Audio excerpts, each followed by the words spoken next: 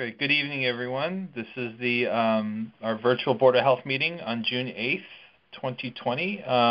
We'll call the meeting to order at 7:34 p.m. My name is Henry Yoon. I chair the Board of Health. Sans, would it be easiest if we just did a sort of a verbal roll call?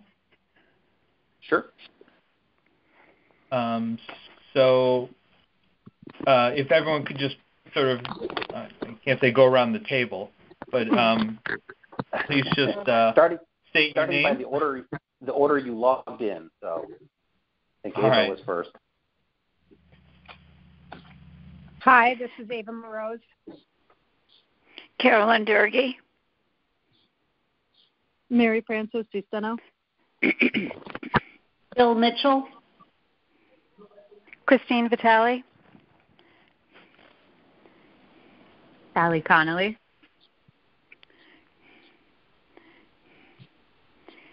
Great. And Sans Cleary. Andrea Flynn for recording secretary. Great.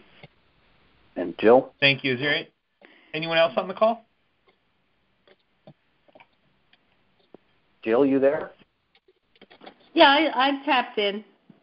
Yep. Okay. Can you hear me? Oh, okay. Yes. Yep. All right. Great. Fantastic. So if hopefully everyone had a chance to take a look at the minutes from our last meeting, which was in April. Does anyone have any comments, questions, edits? I have one on page 2, the first paragraph, the second line. It was talking about posting information. I don't think we posted it to our Facebook page, but I think that we might have meant to our web page. Okay. Okay. Fantastic. And you know what? I'm sorry. I should have started with if Sans, are you going to be able to mute everyone, or should everyone just mute their own phones? I think we're a small enough group where everyone can just mute their phones if they're not speaking. Yeah, that's fine. I mean, I would say it's fine, depending on if there's a lot of background noise or something like that. But okay. Either way, yep, people can mute I themselves. think we're okay for the time being. Does everyone think they can manage? Yep. Yes. Okay. I'm not sure what should I do if I need to not talk?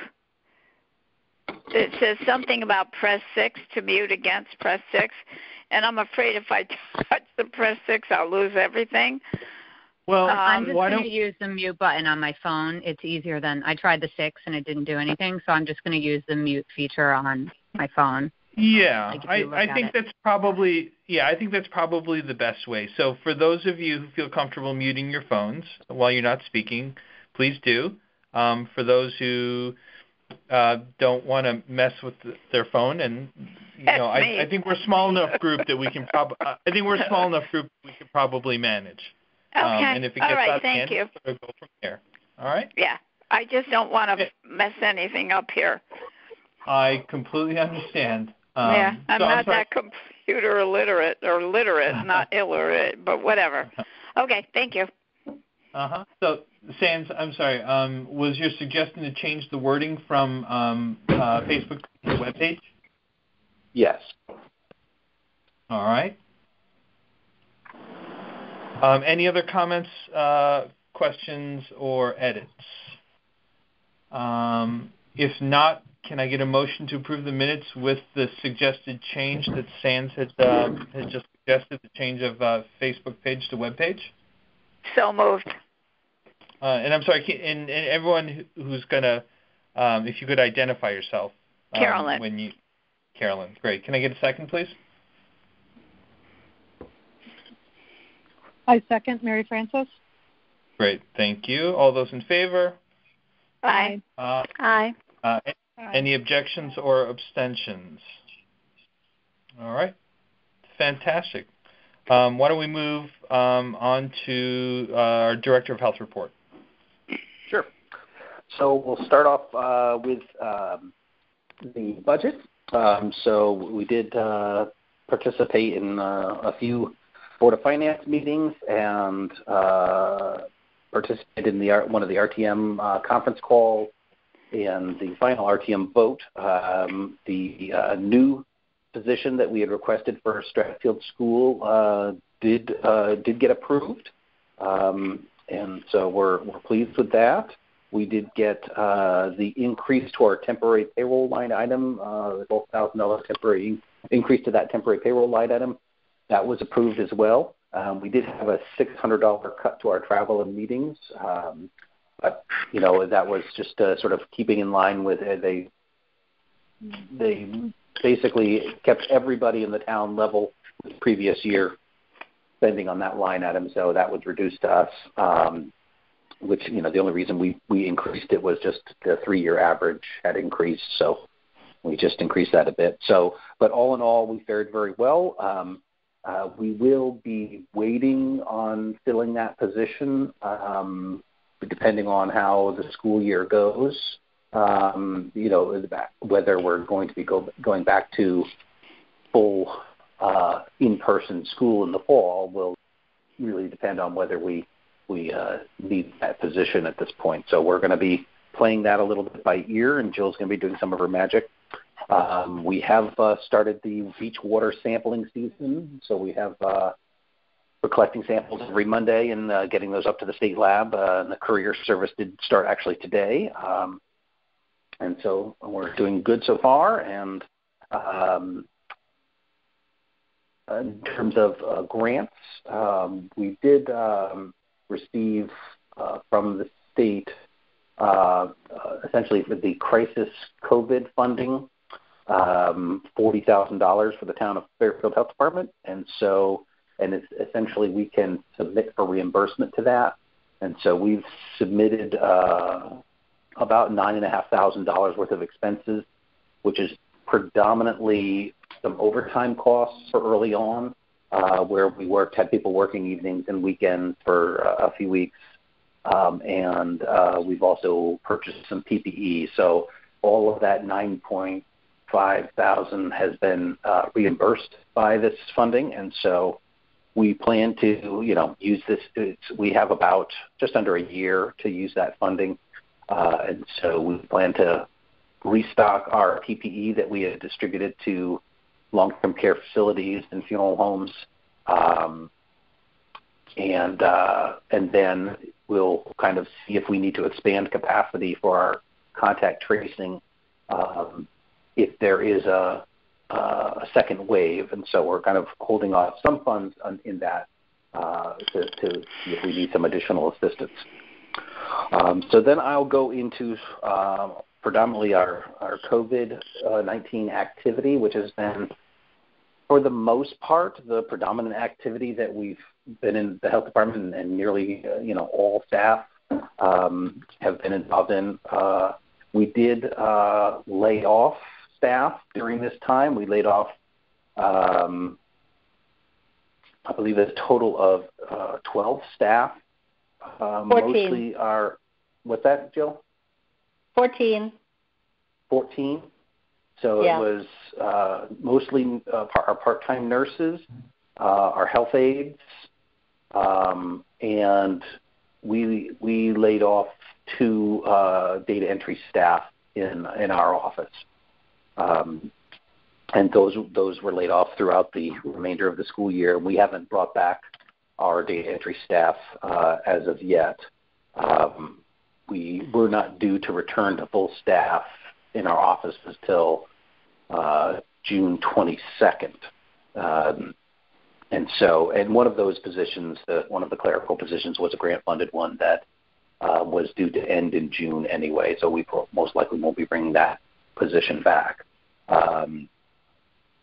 We are back now in terms of the office staffing to almost full-time for the administration office, with the environmental staff working 4 days a week right now, and the staff in our office working 4 days a week. So in terms of some of the statistics, currently Fairfield has 624 cases. 132 deaths, and of those, 275 have indicated they have recovered. The average age of our cases in the town of Fairfield has been 63. The average age of the deaths in the town of Fairfield has been 85. And of those 132 deaths, 98 of those 132 have been over 80. 118 of the 132 have been over 70.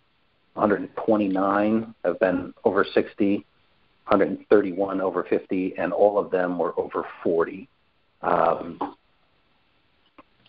the cases that we've had in town, 54% have been sort of from the general population of the town, where 46% have been residents of elder care facilities.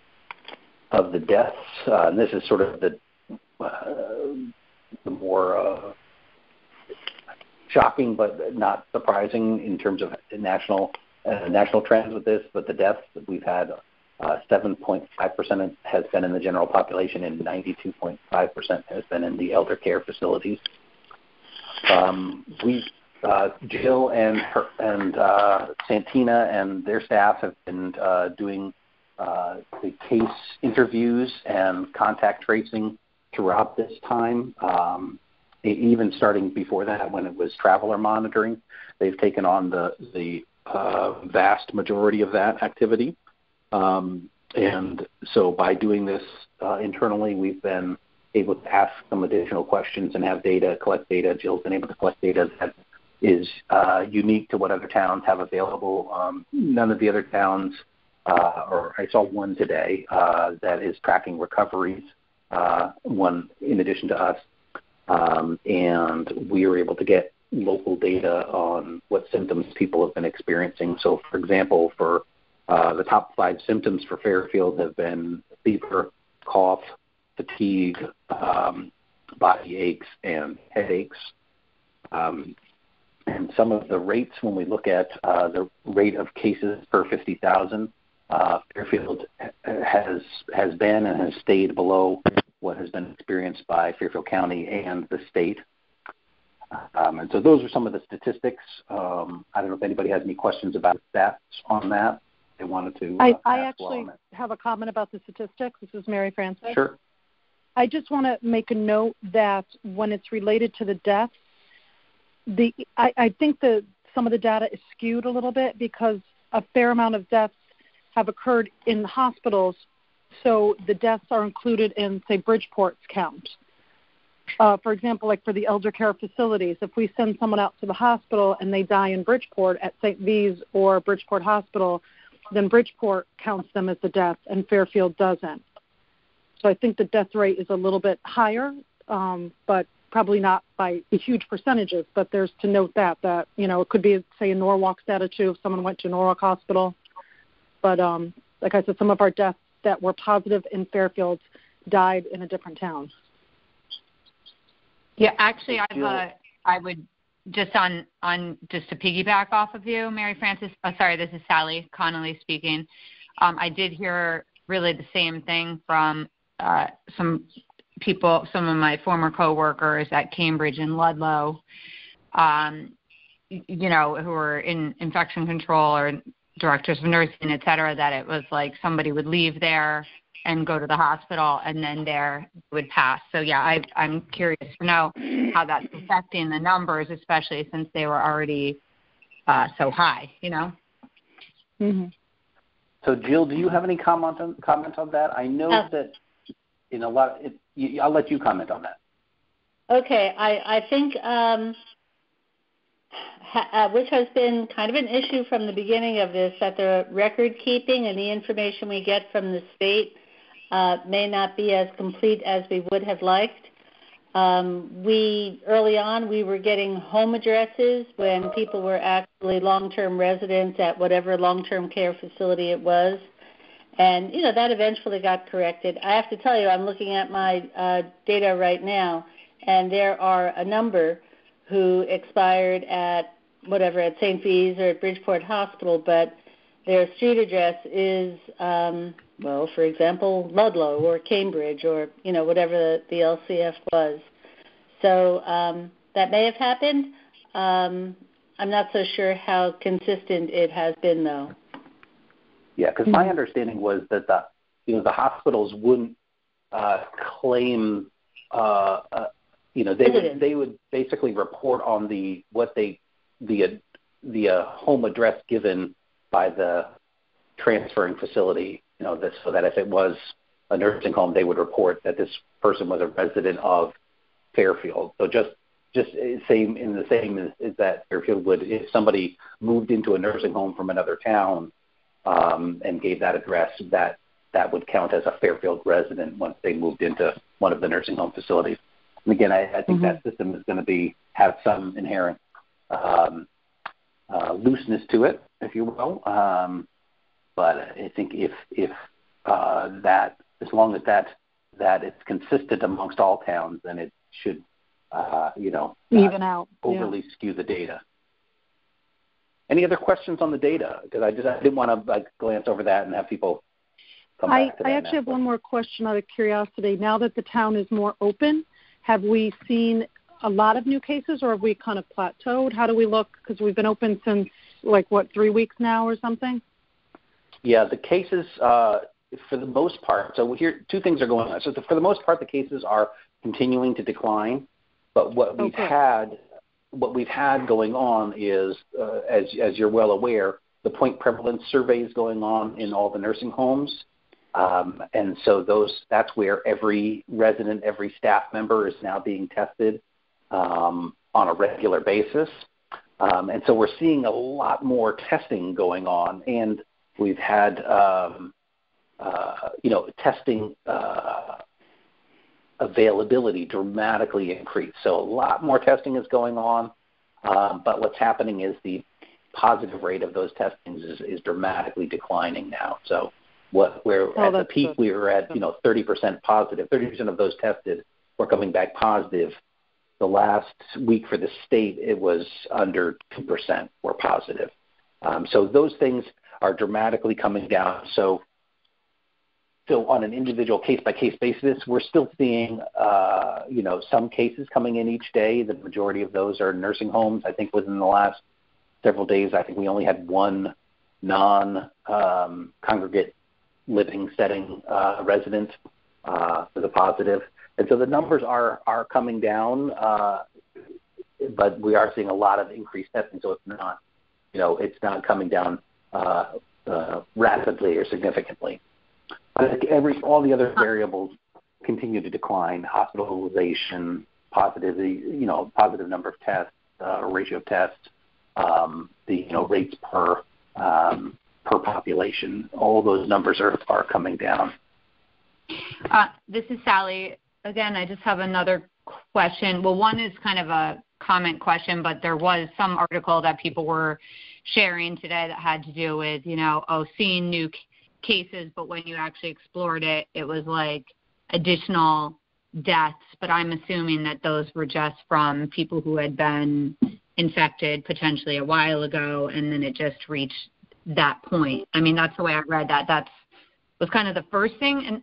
But the second thing that I did have a question about is a friend of mine, and I'm sorry I didn't get to kind of cross-reference this or review this, but she was looking at the data, I guess, in Fairfield County in different towns and looking at the mortality rate, per town in the skilled nursing facility settings, and noticed that, at least this is what she sent to me to ask about, was that she said our number of deaths was she wrote per 10,000 population was 20, whereas some of the other towns were much lower, 2 to 16. And she was kind of asking me why, and my thought was just that, okay, maybe we had either an older mean age potentially in the skilled nursing facilities, or some more comorbidities, or perhaps more long-term residents versus the short-term. Some facilities have larger short-term floors. So sorry, that's a multi-part question, but do you have any insight on that? my initial insight is on that, because I think at one point we looked at that, and the difference that we're seeing. So in most towns you have very few elder congregate facilities. In Fairfield, we have a lot of them. We have seven of them that would be considered, elder congregate living arrangements, and so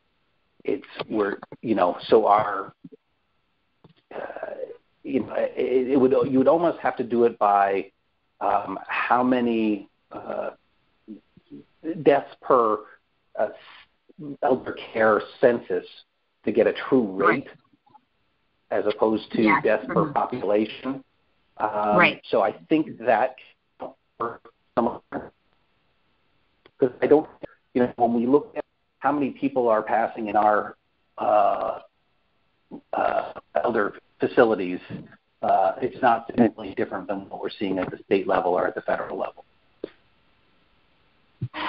Right. Yeah. I mean, when I spoke to, I asked a few of the discharge planners and social workers, because I've only been able to be on the phone with them and not in the actual facilities. This is between, really Greenwich to Fairfield lately. And I asked them, is there anyone, just honestly, that it was very surprising, that they passed of COVID? And they said to me, and I don't know what Mary Frances thinks of that, but they thought, no, there was nobody who was a surprise. They were all kind of just hanging on. And then there were a few people who had recovered that they were honestly shocked recovered. Anyway. Okay. Yeah, we're seeing that. Jill can speak to that, in terms of some of the people that have recovered. She's been on the phone with. Somebody needs to mute. By the way, somebody needs to mute the phone. Based off the matrix. Yeah. So, but I don't know, Jill, if you have anything to add in terms of that. We're not. Jill's doing this. Jill has anything they're doing. I can listen to this. Well, as you know, you had the ages of the highest group was over the age of 80, but that's not to say that they were particularly at death's door. We did not do interviews with residents of long-term care facilities, because that was really tracked and contact traced by the facility itself. Right. I do want to mention that in the past 2 weeks we've had 69 cases. And, we're kind of interested at that because that was the Memorial Day weekend. And 13 of those have been non-extended care facility residents.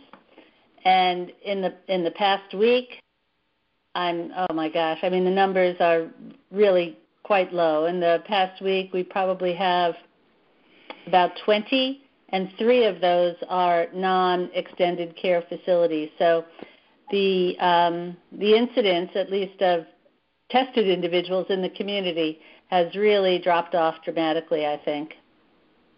Mm-hmm. Yeah. Thank you.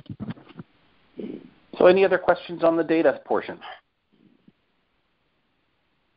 Okay, so I will continue on with sort of the COVID activities, just so people understand sort of what the department has been doing, and Jill will share some of her role, and I'll probably say a little bit of what Jill is planning to talk about. But so several members of the health department staff have been participating in a variety of different groups that we have assembled, both the command team, where myself and the emergency management director, fire chief, police chief, first select woman, and some of the leadership of the town. We've been, one second. Sorry, my son is just walking in. He's coming in loud with a skateboard and banging things. So sorry about that. But we've been participating in the command team meeting. We've had staff, Jill and myself, participating on the planning meeting. Staff participating on the logistics group meeting. Santina has been participating in the public information officers meeting. Jill and I have been participating on the reopening task force And so these are groups that have, if not one, multiple meetings per week. The PIO meeting group was meeting every day, first thing in the morning for several weeks. The planning meeting was meeting a couple of times a week, every day, I think, initially, and so as well as the command team. So really from, sort of early April through almost mid-May, it was almost daily on most of those. In addition, Jill has been serving on several groups with and myself on a more limited basis, but several groups dealing with the schools and responding to inquiries from Fairfield University and Sacred Heart. We've had multiple meetings on things like graduation planning with the schools to review proposed plans and make adjustments to them, and so that work continues. We still have multiple meetings per week. I think I've got 4 different of those types of meetings next week. Tomorrow. So in addition, Jill and myself and the leadership of the health department have been asked to consult on a variety of written materials, including most of the materials that come out of the First Selectman's office. We're asked to review, add data to, expand on areas, indicate any trends. And so that's been a significant portion of the work that we do, but it's not limited to that. Public Works produces documentation for their employees. The library, the different departments have questions coming in from employees related to the town guidance documents, and so we're responding to a lot of those. We've been, through the planning group, assisting with the reopening work group in reviewing the process and plans related to that. Things like down to the level of reviewing plans for sailing clubs out of ye old yacht yard, to how to effectively allow boaters to put their boats in the slips and manage the marina, to consulting on how to reopen the beaches in a safe manner, to responding to and reviewing plans for multiple different types of events that were proposed in town. And so we're as well as use of fields and reviewing different proposals for different activity. We've been continuing to participate in the state and the CDC conference calls, as well as regional and state planning meetings. Both, Jill and myself are going to multiple association meetings and colleague meetings, and where the predominant focus is, on what is going on with COVID and how can we support each other and who's doing, best practices. And I don't know how many of you have seen it, but the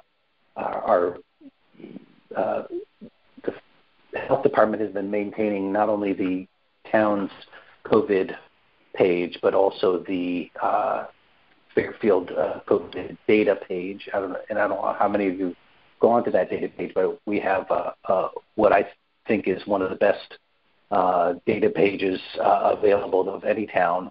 If you go to the town homepage, you'll see the COVID data page listed up there, and it contains numerous different views of the data, and so that's been really a tremendous amount of work on the part of Amy Lahaney and Santina Taranco from our office of creating a system where those tables and charts can be updated every day. And so it's from my perspective, a very impressive collection of data. We continue, as we had at our last meeting, with the PPE distribution. We continue to give out our personal PPE that the health department had stockpiled, and the limited amount that we have left of that. Then we continue to receive weekly allotments of PPE that we distribute to medical practices in town have been medical practices, medical centers like dialysis centers, home health aides, visiting nurses, and now we've expanded to, both physicians and dentists' office and other practices around town. And so we're have staff dedicated to. We've created an online order form that staff will review that daily and fill those orders and package them up, and the offices will come down and pick them up. So it takes a fair amount of our time. In addition, both Jill and myself have participated in the First Selectwoman has had multiple press conferences, which have been featured live, and as well as recorded and posted and linked on the town websites and Facebook pages. But we've had multiple press conferences that we've participated in. We've been involved on numerous occasions of consulting with human resources on various situations of COVID-related situations involving town employees. So those take a tremendous amount of work working out all the details and with those. It's in terms of, we have the data page, and then we also have the town's COVID page, which includes a wealth of information that we're constantly updating on the testing sites available in town, the state guidance that's up there, as well as numerous other information about various resources for COVID-19. We've produced, I was trying to count them today, I got up to 10 different videos that we've produced on a variety of different topics, from hand washing to face mask use to our goals for the pandemic. So some of those videos sort of have been pulled right now because the content is no longer relevant, but we're still looking to continue with that and produce new videos. We're talking about, preparing a training plan for, one of the governor's requirements is that there be a training program for staff to the guidance documents. And so we're looking at preparing a video-based training that businesses can utilize to train their staff to the state guidance so they can be in compliance with that. In addition, I'll share it just briefly, but I'll let Jill share it. And I already said that, Jill and her team have been conducting all the case interviews and contact tracing that all throughout this. I'm just trying to make sure I got everything. We've responded to, it must be, thousands of different emails from, a variety of different residents, businesses, other departments within the town, trying to clarify issues that they may face, and consulting with Public Works on how to put in place systems for a safer workplace, including touch-free dispensers and sneeze guard type shields in most of the offices that have counters that deal with the public. In addition, we've myself and Rob Guerrero, the Assistant Director for Environmental Health, and the Emergency Management Director, toured both libraries with the librarians for those facilities to look at how they have set up their workstations and limited the placement of staff to ensure that they're safe when they return, as well as I participated in a Zoom meeting with about 40 of the library staff, and essentially just answering their questions and their concerns and trying to address any issues that they may have had before they fully came back to work. And then one of our recent new things that we've taken on is we received from the state 1,000 smart thermometers that are essentially oral thermometers that can connect to your smartphone, so they can sort of track temperatures for a family, as well as the identified data from the app is then uploaded to an interactive map of Connecticut that the state received 85,000 of these thermometers, and so they're distributing throughout the state. And so hopefully this will give us an indication of, so that the identified data goes up and it shows maps of where people are experiencing fevers, and I believe you enter in other symptoms into the app as well. And so it gives this kind of digital map of what's going on at a given time in the state. And so we're working to distribute those. We distributed about 50 of them today at the senior center when there was people were picking up food items there, and we're going to be giving them to Operation Hope on Wednesday for their food grocery drive-through pantry.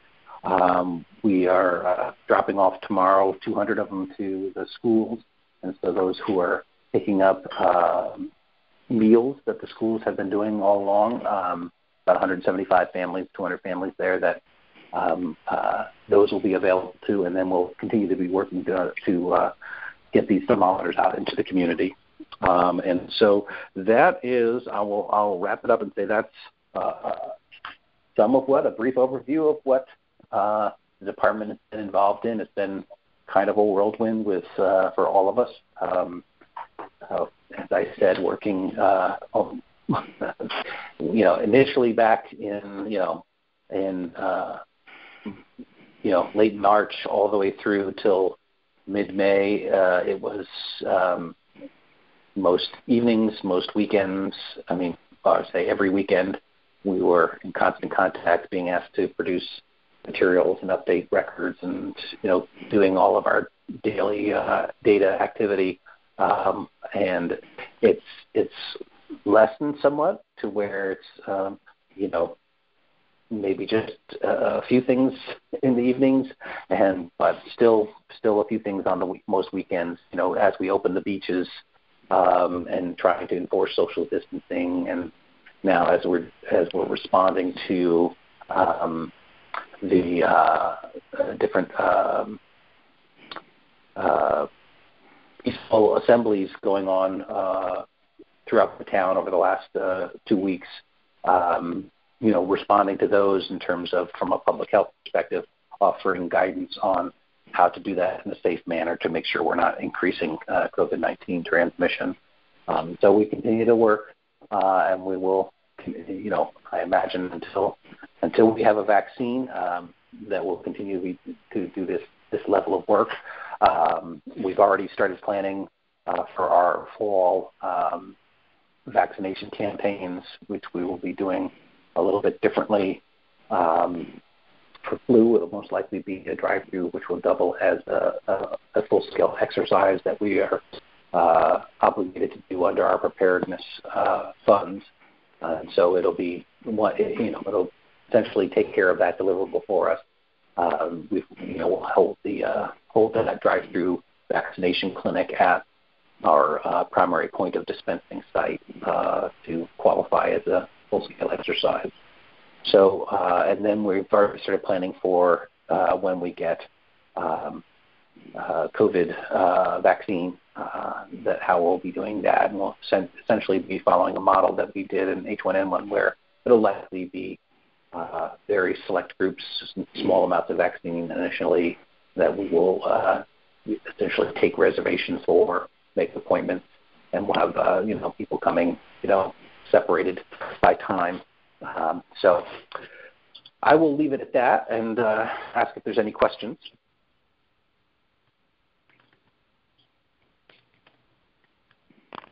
Seeing that I put everybody to sleep, I'll turn it. No, you didn't. That's a lot of work. No, you didn't, really. Can I ask a question?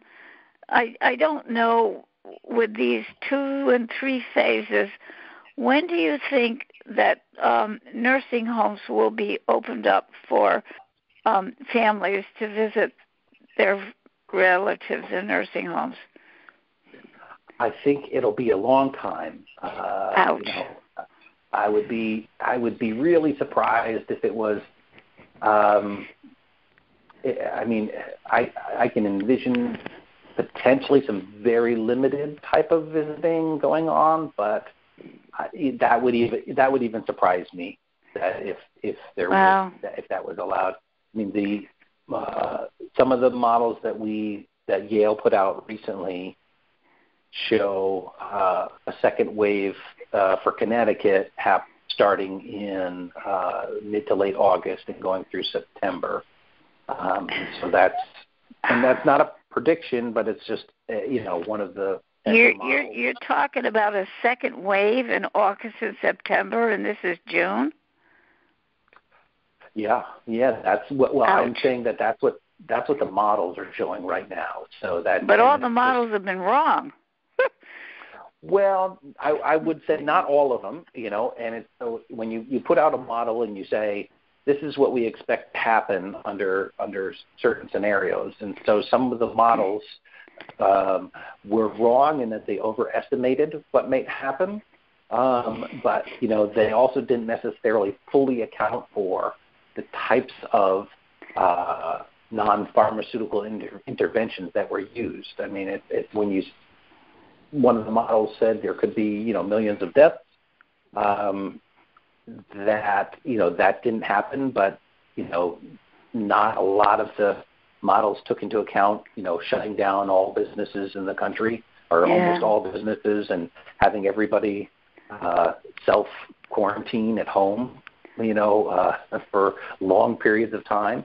And so it's, there's variables that are hard to factor into some of these models. So, and again, the models are just that. They're based upon the variables that you plug into them, and which are a lot of assumptions in many cases. And so there's a lot of variability in them. So it's to trust in a model, you need to understand that everything that went into it, and I'm not even pretending I understand everything that went into it. Yeah, I understand that. Yeah. Yale models. It's just that's what they're saying, given, if we loosen these restrictions as we have been, there's different, they propose two different models, but both of them have an increase happening. Right, yeah. But boy, this has really been really, really hard on families. It seems like it's not totally fair, but what can you do?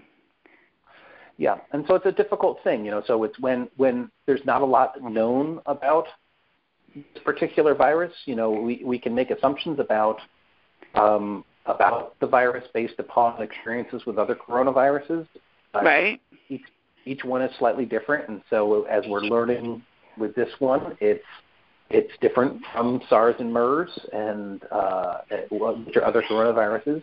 And so we're, even just today, I think, I had shared the same article that Sally had shared with several today about the WHO saying, really asymptomatic transmission is very rare.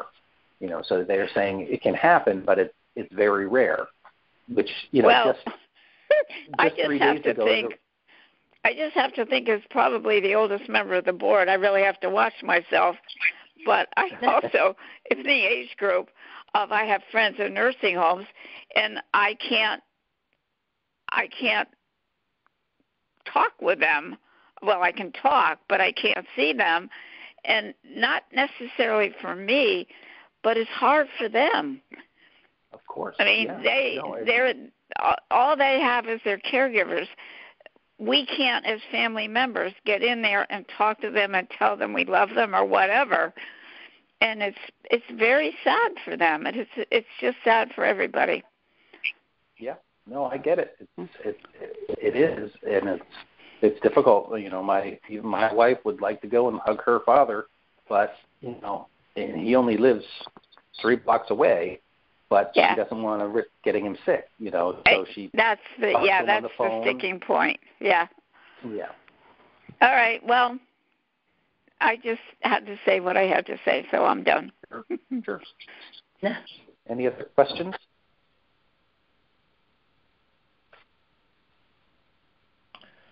Great. Well, if there are no other questions, Jill, would you like to give us the Assistant Director of Health?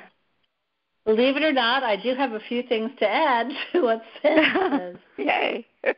One thing I'd like to mention is that I've been on, along with Christine, the Reentry Planning Committee for the Board of Ed.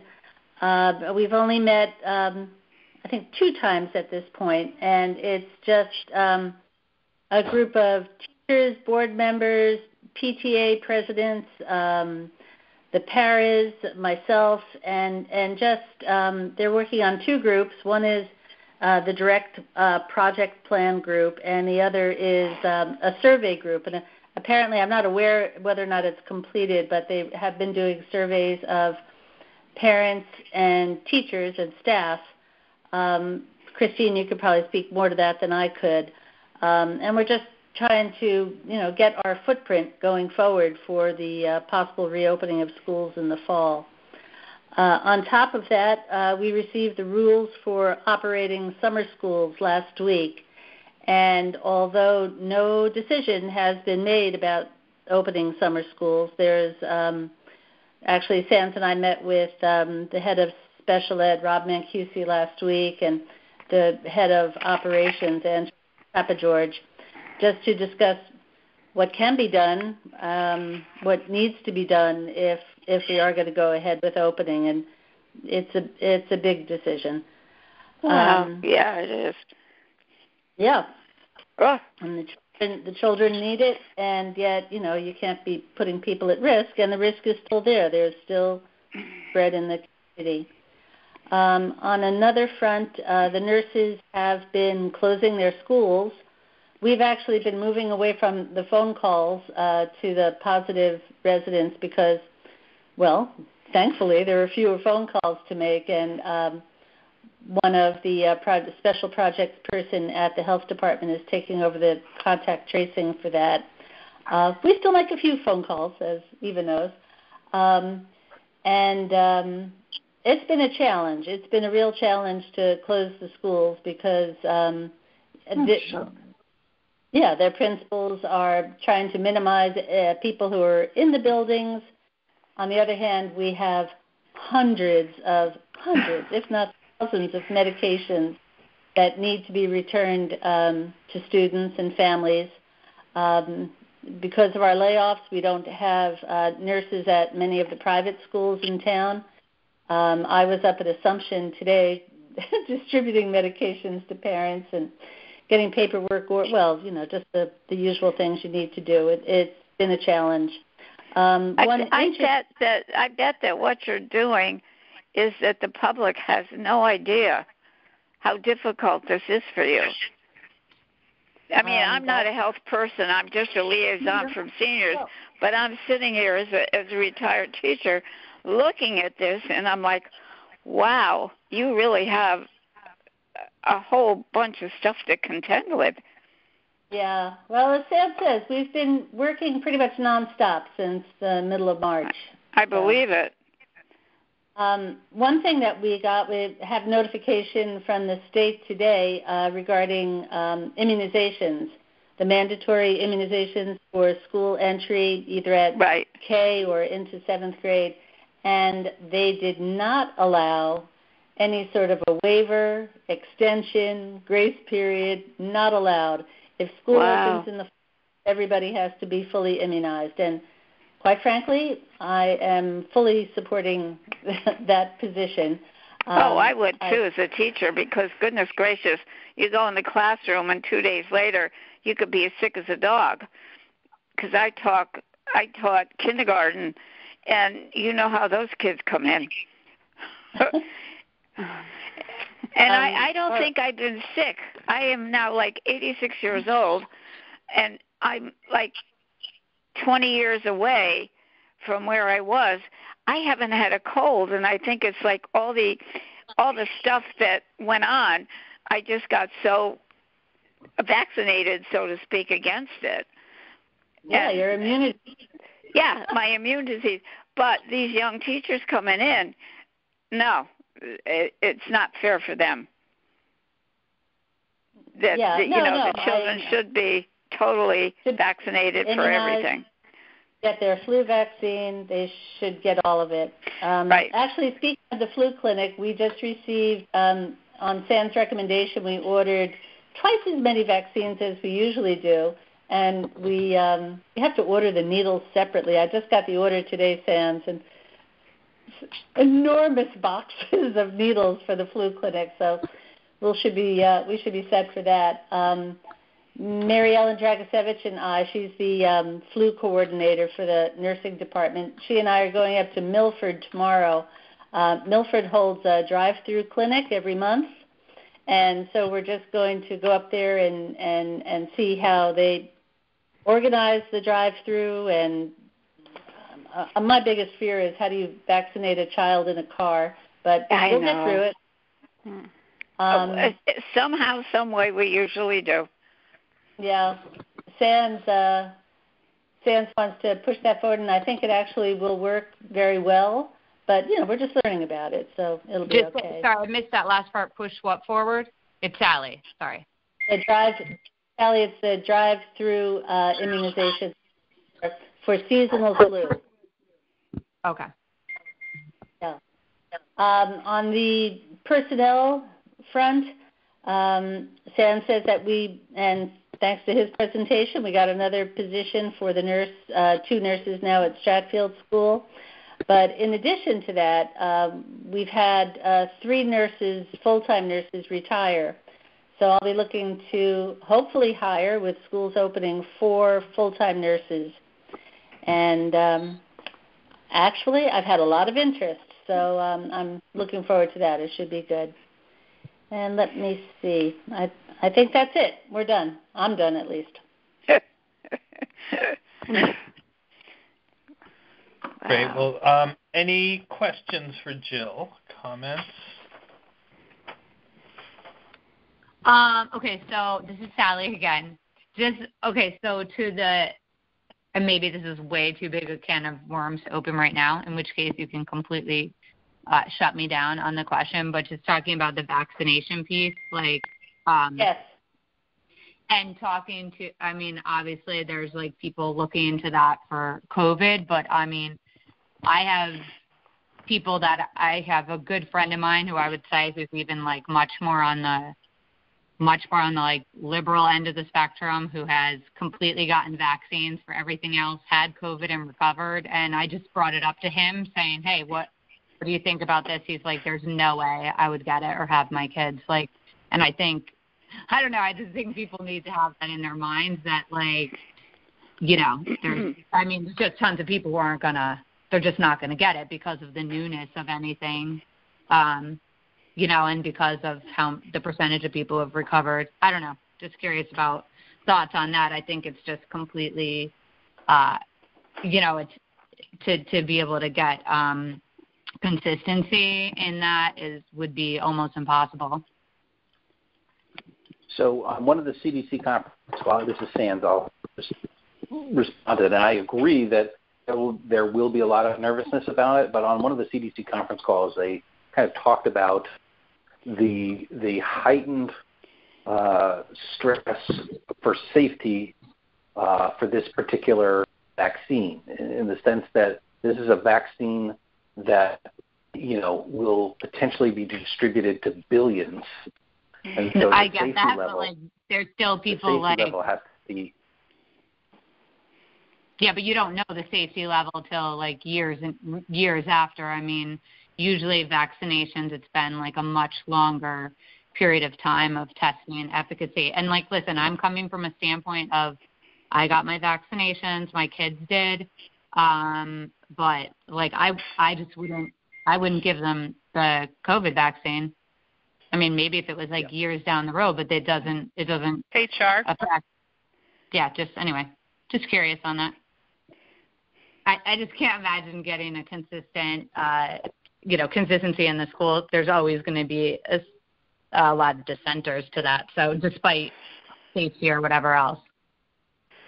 Yep. No, I'm just sharing, that, the CDC has stressed on multiple conference calls that we've had with them about the demands on this vaccine are incredibly high because of the population that's likely to receive it. There's the sheer numbers of it, whereas a typical seasonal flu vaccine, you're not going to get those kind of numbers. So even the smallest of I'd say adverse reactions, smallest rate of adverse reactions can lead to large numbers in this particular vaccine. So I know they stress that they're focusing very carefully on the safety of this. But I agree. I think there will be lots of people that are nervous to get it. It will be a new vaccine. There was some significant work done on the SARS-CoV-1 vaccine, and so I'm sorry. Can we somebody mute? Mute, please. Yes. So, but again, I agree. I think it'll be similar to the H1N1 vaccine when it first came out. When it first came out, everybody wanted it, the small batches. By the time it came widely available, there was almost no demand.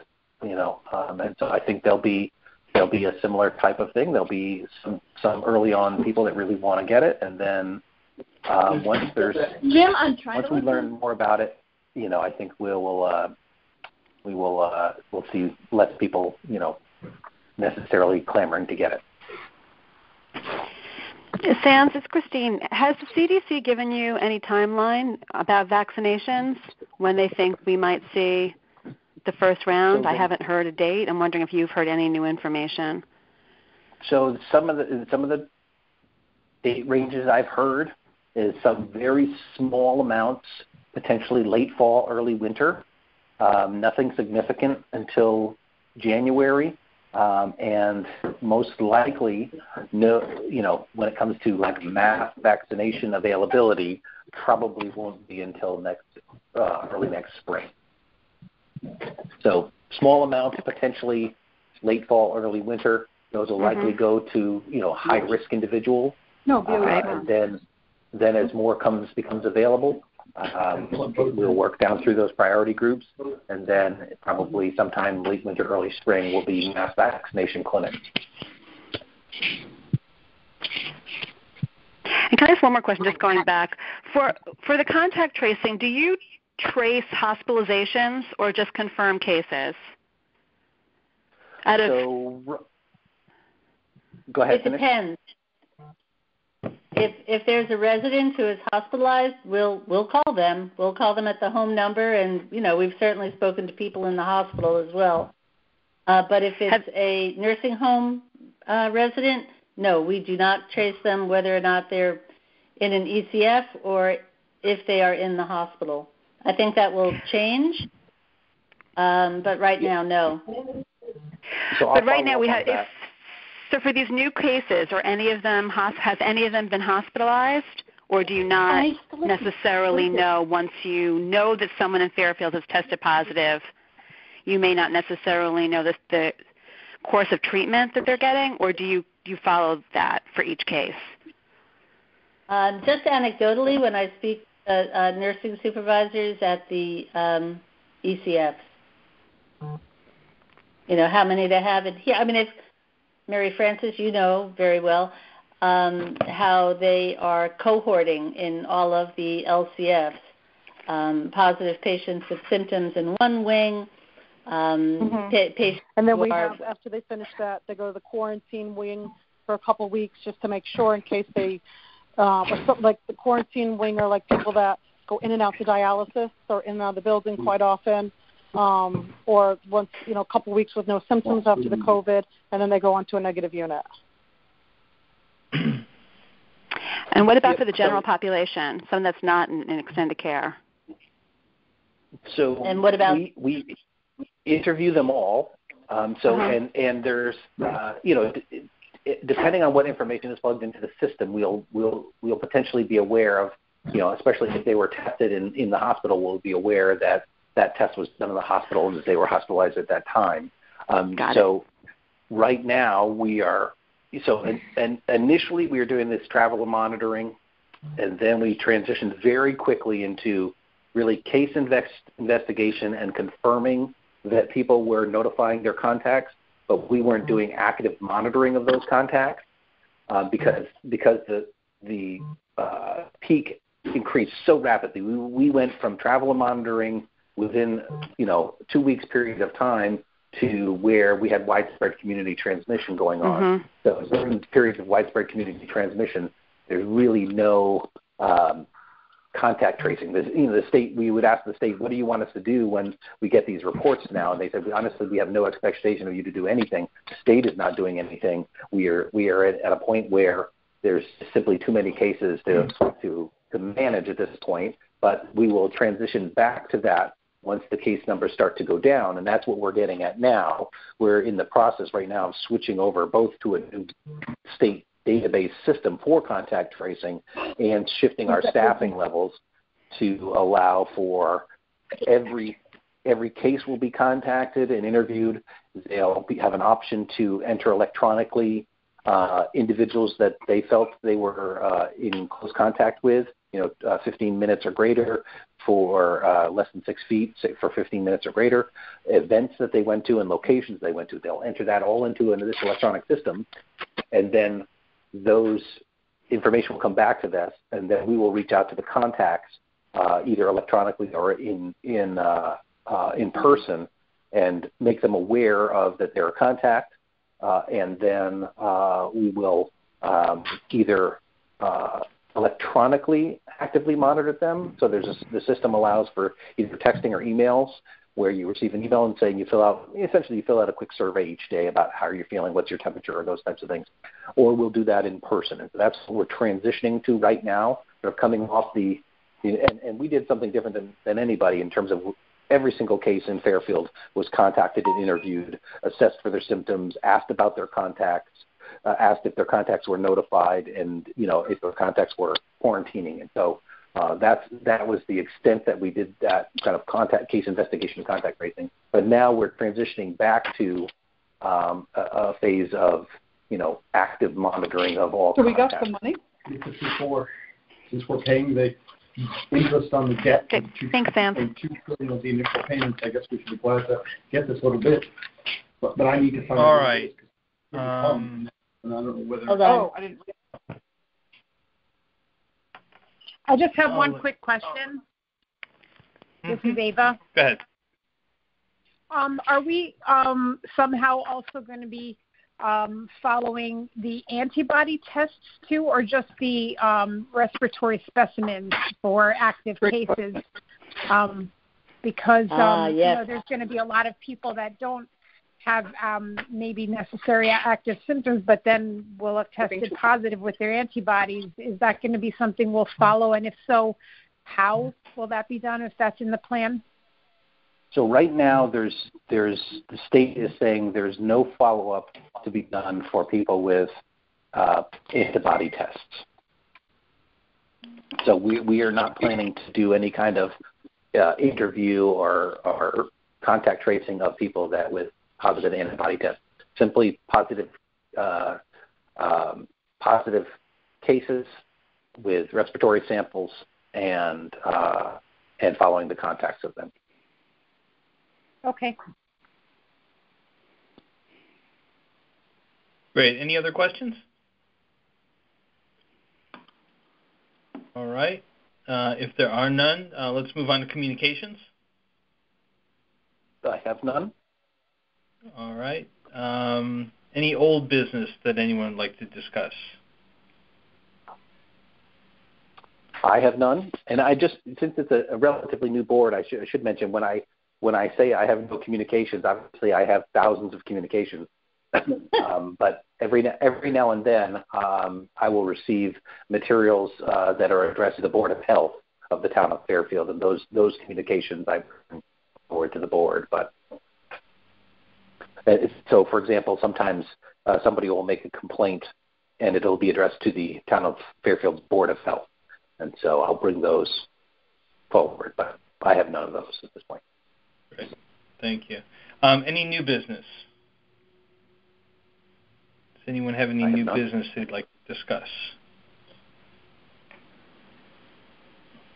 All right. The only comment I had, I guess we'd sort of throw this under new business, is, Sans, I know that the board has historically, obviously has always been there to support you and to provide any guidance, that many of us have from different areas.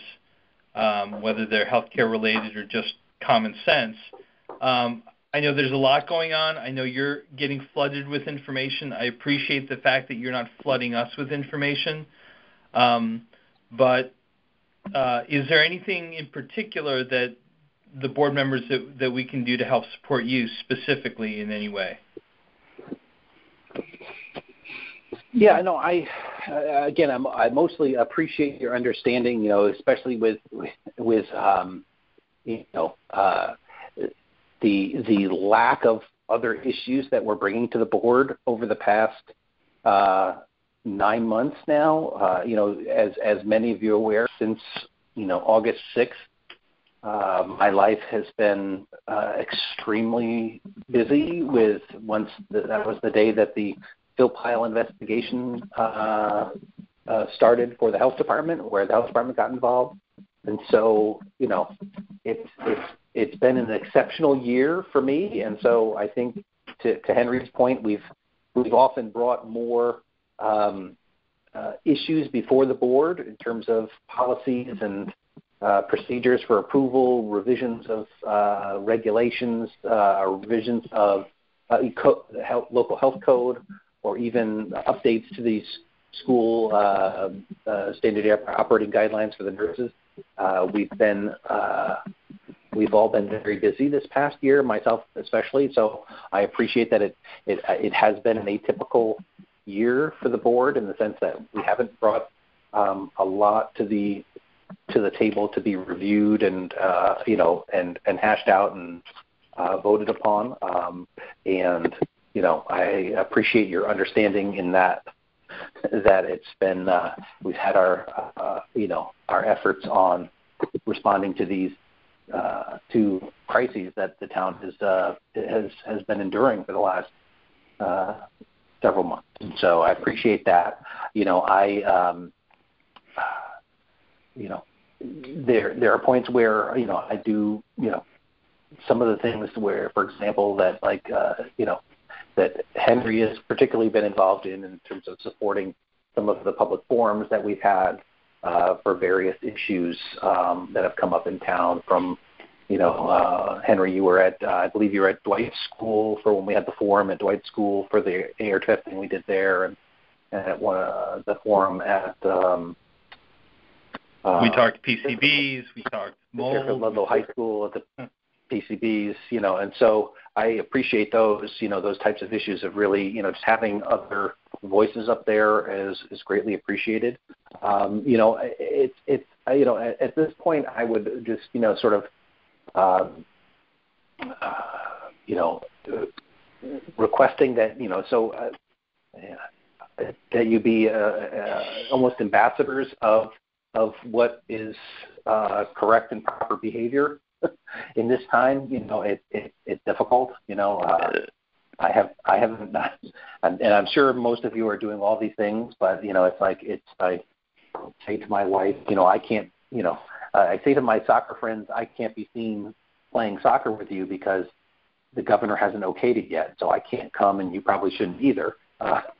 But those types of conversations are often difficult. But the more support we can have out in the community for mask use and understanding that they're difficult conversations to have, in terms of all the pressures on families right now to do essentially to fight their natural instinct to get together with friends and to participate in the things that we all wish we could do freely, whatever it may be, is sports and camps and stuff, and to support at this point the reasoning behind it, the public health reasons behind it, is appreciated. And I know you're doing that in your own lives, and just to continue with that, and as we work towards opening, we just want to use what we can as sort of the best science, and and even though sometimes that science today will be in somewhat, or be perceived to be in conflict with what we said last week, I can see now the the WHO articles. I'm waiting to see how the CDC responds to the WHO article about that asymptomatic transmission is very rare. And so asymptomatic transmission is one of the driving factors behind social distancing and mask use. And so we'll see how that plays out as we move forward. So an understanding of how, we're learning new things about this virus weekly as each NWR comes out and each new study comes out. I was saying earlier that on June 3rd, a study was released that talked about asymptomatic transmission and how, I forget what they said. It was, 20 to 50% of all cases are resulting from asymptomatic transmission. And then 3 days later, the WHO comes out with a report that says, it's very rare. So we'll have to see how that shakes out. And, believe me, we get every time one of those comes out, we get a dozen emails or so that we have to respond to in terms of, how does it impact what we're doing right now. So I appreciate your understanding and that it hasn't been a typical board year with more activity than with less activity for the board than typical years. So I'll leave it at that. Well, if there's anything else, Sans, obviously, I think I speak for all the members of the board. If there's anything specifically that any of us can do to help support you and to help move, move the needle forward in some of your endeavors, by all means, please let me know, or please let us know. Well, I am, however, going to also open this up or turn this around to and ask the other members of the board, because obviously we do have a responsibility to educating and being points of contact and disseminating information to the citizens of Fairfield. Is there anything that the board members would like to see more of, to hear more of? Not necessarily to give Sans more work, but if there are things that any of us can, as subject matter experts in our own areas, can provide and share information to each other, please. Does anyone else have, either requests or would like to see more of? Okay, Carolyn. I'm just concerned a lot about the senior citizens in nursing homes and how much information we can get, because if you call as a friend or a family member, you get nowhere. And just if there could be some way that more information could be given to family members. I'm very concerned about that because this is March, and now we're in June, and we have no way of really getting any serious information because they all say, oh, yeah, he's okay or she's okay. And that's really not the best thing. Well, this is Mary Frances. The one thing that we have to follow in nursing homes is we have to follow HIPAA guidelines. If you're not listed on the chart as a family member. Oh, I understand that because I am listed on the chart, and I don't get any more information than his children do. Yeah. What can I ask? What nursing home? If I could help at all. I'm sorry. Which nursing home is it? Maybe I could help. We're at the, I guess you call it Sunrise at 3030 on Robin Street in Bridgeport. Watermark. Watermark? Yeah. And his daughter. So, I'm sorry. Before we get into too much detail, can I ask that perhaps you guys connect outside of the meeting? Yeah. Well, I was just going to suggest that myself because we have a real problem in connecting with them. And it's not just me because I'm the outside person, but his daughter has a lot of issues also that she can't get answers to. Okay. I will pull up your email from the list, and I'll contact you so I can see if I can help. And so that would be great. Yeah. So if I can just take this to sort of a more general area, if I hear what you're saying is that perhaps either we as a board or select members of the board can help bring the message to our skilled nursing facilities that just a reminder that more appropriate, transparent communication needs to be better. Let's just say that. Yeah, and I don't think that's unreasonable at all. Again, for us to help in that endeavor. So. Yeah, because in terms of my own personal life, this is about the 13th year that I have been involved with nursing homes between family members and friends, and it's not really getting any better. All right. And well, I just would like to be able to, I don't know what I'm trying to say. I'm trying to be able to say that communication needs to be a lot better. Not just because I'm not a family member, but family members, because I've been a family member for at least 11 years. And it's tough. Can I interject? It's Sally. I'm assuming that's all state, like you were talking before, that's all state mandated, basically. Is there any way for Fairfield Board of Health to put out anything to the nursing homes? Like, for example, Cambridge Health and Rehab, I know that they were doing some outdoor visits with family members to try to basically follow guidelines but still have family members actually see some of the patients. And I know recreation departments had tried their best to utilize, obviously, iPads and stuff, but I'm going to be honest. I mean, having I'm sure like Mary Frances, like being inside nursing homes for so long, there's so many balls up in the air and so many responsibilities. Like, is it within the realm of possibility to like do any encouragement, or is that just like completely inappropriate? No, I mean, there are, like, for example, where I am at right now, there's the recreation department has a smartphone. So they've been FaceTiming with residents and their family members. So we've been doing things like that. But you know what? I'll email you guys on the side, too, so we could talk I more just didn't know if the Department of Health from Fairfield could, issue any kind of encouragements on safe ways to keep in contact with Fairfield residents, because I do think that is a big risk, just the social, emotional aspects of not seeing your loved ones. Okay. Can I ask one more question before we go? In another life, I guess it was the AARP had a thing, and it was called, and I went to the class, a volunteer resident advocate for senior citizens in nursing homes.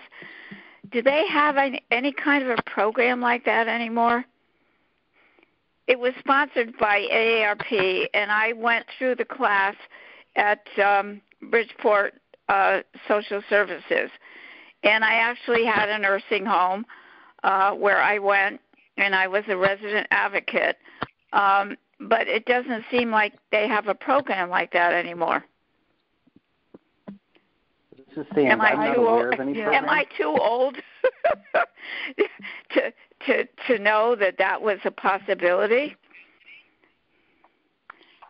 I don't know of one. I'm sure there's volunteers, but I personally don't know of one locally. Yeah. Okay. We can look into that to see if that type of program still exists. I suspect not. I talked to Lisa, whatever, from SWACA, and she said that AARP, goes in with programs and goes out with programs. But I did do that, and the reason I did it is because I knew that my husband was going to go into a nursing home at some point. And so I wanted to know, learn the insides and outs before he went in. And now it would appear as though the program is no longer in existence. And I was just wondering about it. Okay.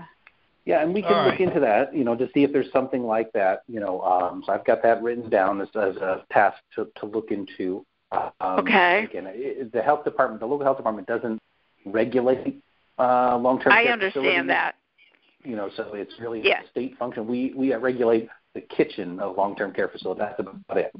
And in terms of communication with long-term care facilities, I think if, those with the experience, Sally and Mary Frances, and I don't know if others have experience, dealing with long-term care facilities, but just to share some of the best practices, and maybe we can develop a list, and maybe we can even get some of the, we can ask the long-term care facility operators themselves to maybe even shoot a video that we can promote that talks about how family members and friends can get in touch with residents at this time. Sorry to interrupt, but another thing that just popped into my mind, which is analogous to people who used to do or still do those donation programs for something like iPods, for people who can listen to their favorite music. It's calming, etc. There have been programs like that. Yeah. It would be you could imagine some sort of donation program for older, iPads or things to that nature, like smart devices, because many of those residents, of course, don't have them, and then they only have so many resources within the facility for those kinds of things, I mean, just a thought. Yeah, wow. Anyway, okay. Okay, I was just curious. I saw Sands this afternoon at Oldfield, and I actually told him how old I am, but at this point, I've also had almost 13 years experience with other family members in nursing homes, and that's kind of like my crusade at this point in my life, to get the best care for them that I can. Well, I think we all agree, and certainly, Sands, if we can obviously, if we can just add that to just an area where we can help focus on, especially since we have several members of the board who are very passionate about it, and I'm sure we're all in agreement. And again, these are just things that we can all be working on to help. Yeah. All right. I would simply ask, if the three of you have an interest in this, to connect and to, and come up with what you think is the best approach to this issue, and then we can either have it come from the Board of Health as a Board of Health project, or we can have it, be in collaboration with the staff of the Health Department and the Board of Health to come up with a way to address this particular issue. Well, then maybe I can call you at some point in time. Of course. Okay.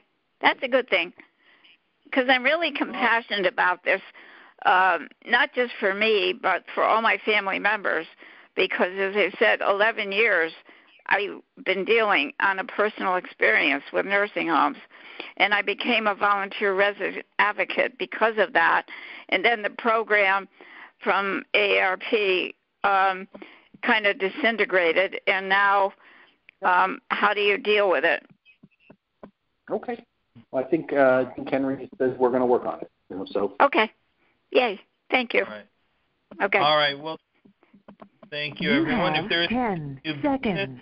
Can I get a motion to adjourn? So moved. All right. Thank you. All right. Thank you, everyone. Meeting adjourned. Have a good night. All right. Thank Thanks, you. everyone. Yeah. Bye-bye.